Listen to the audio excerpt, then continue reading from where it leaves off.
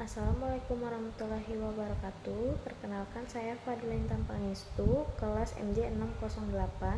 Di sini saya ingin mempresentasikan tentang analisis corporate culture yang mendukung employee behavior dan tingkat productivity. Studi kasus pada 3 perusahaan di Indonesia. Tujuan penelitian yang pertama, menganalisis bagaimana budaya perusahaan membentuk perilaku karyawan. Kedua, mengukur dampaknya terhadap tingkat produktivitas perusahaan. Dan tiga, menentukan apakah budaya perusahaan membentukkan posisi positif atau negatif terhadap karyawan dan hasil kerja. Di sini ada metodologi penelitian, studi kasus komparatif terhadap PT Telkomsel Indonesia, Gojek, dan Astra Internasional, laporan tahunan perusahaan, artikel berita dan publikasi akademik, observasi kualitatif, studi literatur. Tujuan penelitian menganalisis bagaimana budaya perusahaan membentuk perilaku karyawan, mengukur dampaknya terhadap tingkat produktivitas perusahaan, dan ketiga, menentukan apakah budaya perusahaan membentuk hubungan positif atau negatif terhadap karyawan dan hasil kerja. Di sini ada studi kasus PT Telkom Indonesia. Yang pertama, corporate culture, menerapkan nilai akhlak, amanah, kompeten, harmonis, loyal, adaptif, kolaboratif, fokus pada nilai integritas dan kolaborasi lintas unit. Yang kedua, perilaku karyawan menunjukkan loyalitas tinggi, keterbukaan terhadap perubahan digital, dan semangat kolaborasi. Ketiga, produktivitas, efisiensi operasional meningkat, digitalisasi layanan, pertumbuhan pendapatan dari layanan digital IndiHome, Telkomsel Digital.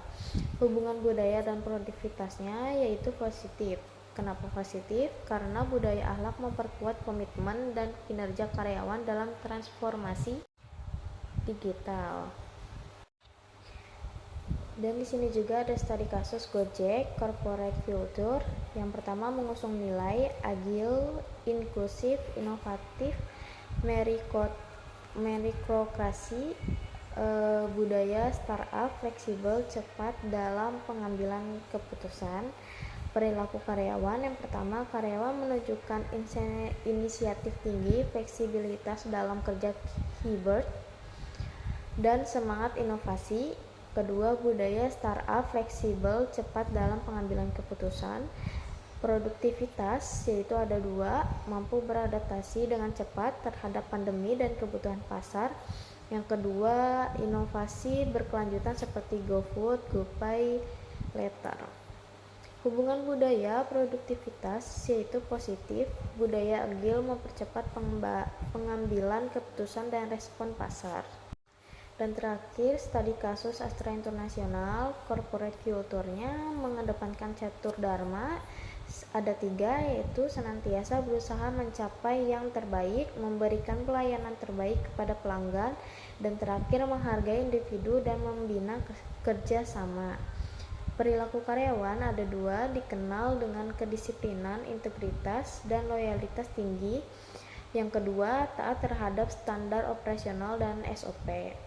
Produktivitas ada 2, yang pertama, personal stabil meskipun di tengah fluktuasi ekonomi. Kedua, efisiensi tinggi dalam sektor otomotif, alat berat, dan agribisnis. Hubungan budaya produktivitas positif, budaya kerja yang kuat menciptakan stabilitas dan efisiensi tinggi. Di sini ada kesimpulannya, ketiga perusahaan menunjukkan budaya yang kuat dan selaras dengan visi perusahaan mendorong perilaku karyawan yang produktif dan kinerja bisnis yang tinggi. Budaya perusahaan memiliki pengaruh yang sangat besar dan positif terhadap perilaku karyawan dan produktivitas. Dan terakhir, perusahaan yang mampu memelihara budaya sehat akan lebih siap menghadapi perusahaan dan perubahan yang mempertahankan daya saingnya. Cukup sekian dari presentasi saya. Mohon maaf bila banyak kekurangannya. Wassalamualaikum warahmatullahi wabarakatuh.